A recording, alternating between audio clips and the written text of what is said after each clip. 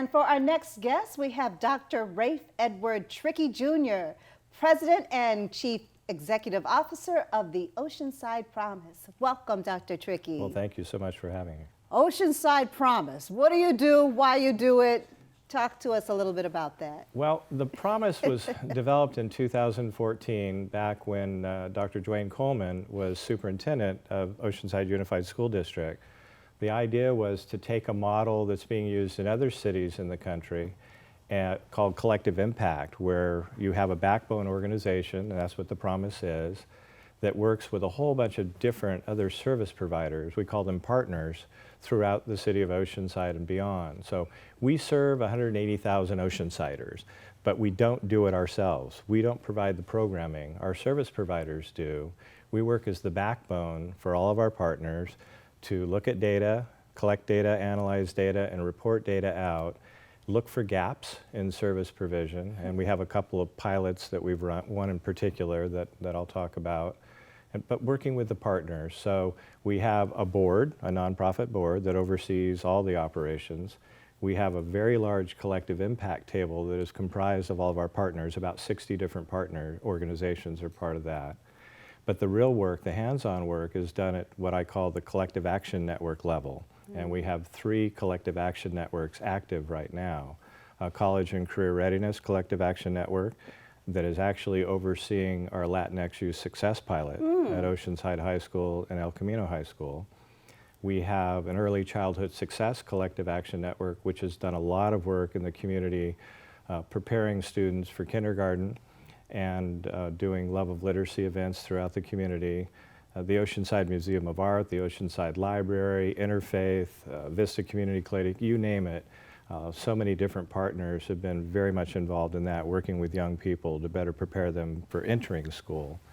And then the whole idea is that we work with Oceansiders from the cradle all the way to career and work and beyond.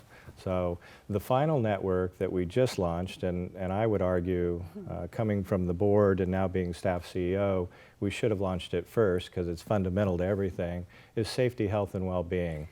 We just had our first meeting last month for that collective action network, and we're just setting our agenda for the work we're going to be doing in 2020.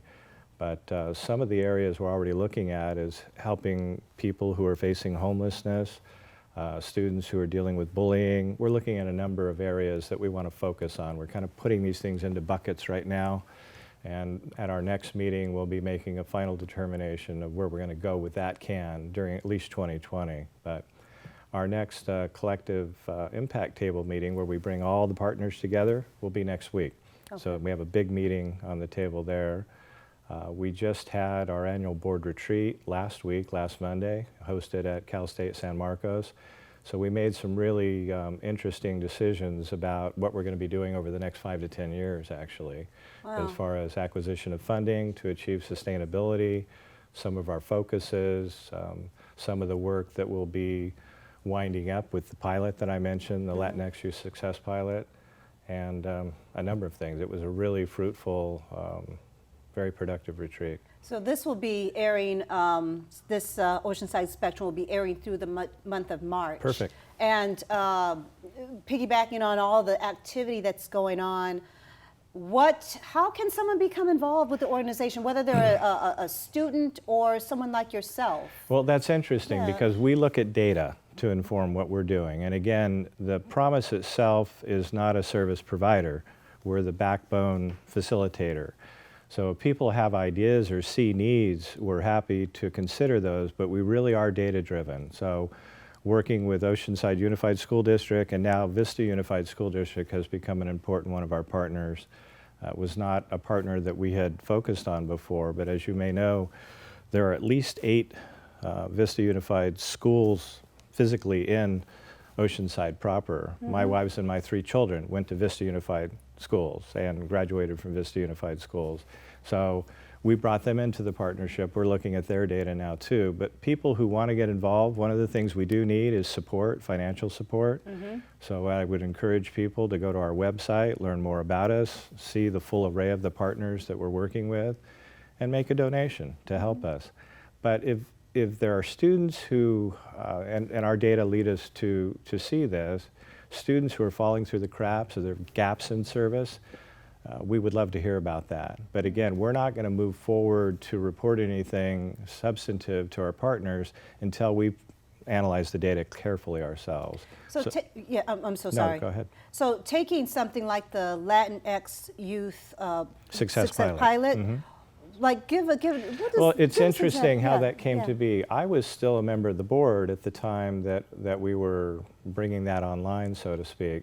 My predecessor, Dr. Nicole Magnuson, and a couple of other partners spent a very long time looking at data from OUSD, and we had a big retreat and a number of meetings looking at the data, and we discovered that there were several cohorts of students in Oceanside Unified School District that were falling through the cracks.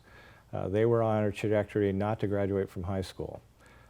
And we decided, you know, ideally you don't want to intervene in 9th grade or 10th grade or even earlier. But we decided with these students, the data revealed that there were some 10th becoming 11th and 12th graders that if we didn't intervene or the partners didn't intervene, their GPAs were below 2.0 and they were credit deficient. So we put together, based on best practice, a pilot that we are managing, even though I say the Promise is a non-programmatic organization. We thought as a board, and this is when I was a board member, there was value to inform the practice of our partners in doing this pilot. So we've been running the pilot for almost a year and a half now, and we received some funding from the Oceanside Charitable Foundation, from Genentech, from the Stewart Foundation, and from the County of San Diego to help us as the backbone to run the pilot. But the board members at the retreat last week just voted to end the pilot at the end of this academic year. So we'll be meeting and having some very robust discussions with our partners to determine what partner or collection of partners, collective impact, will take what we've learned from the pilot and carry it forward at both of those high schools and hopefully beyond. So that's where we are with that. But it's been phenomenally successful. Every one of the students that we've been working with has resolved or is in the process of resolving his or her credit deficiency.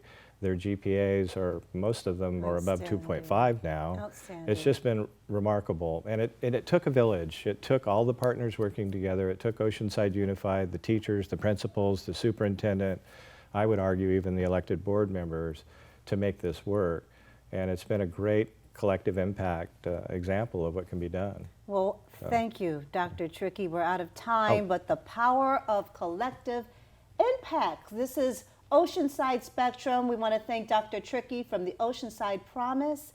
And if you need more information, we have the websites and all that displayed for you.